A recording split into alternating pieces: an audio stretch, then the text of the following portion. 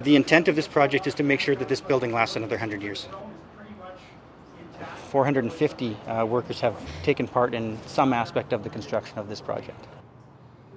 You only do as much work as you have to do to make sure you're not disturbing the character of the building and the original condition of the building.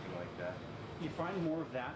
There is probably 22,000 pounds of new stone that has been installed on the building. So a fairly significant number that was actually essentially rotten away. That freeze-thaw actually causes the water to freeze, obviously, and it busts the stone kind of from the inside.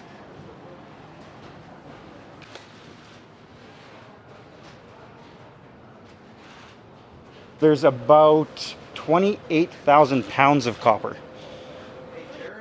Just about every detail was built out of wood first and then clad in copper. How long do you think it'll be before that goes back? Whether it's the copper garland or some of the ornamental details on the lower part here, when you go down further, you see some of the ornate carvings that are really all over the building. And the level of detail that they put into and the thought and the care that went into the construction of this building 100 years ago is really very impressive.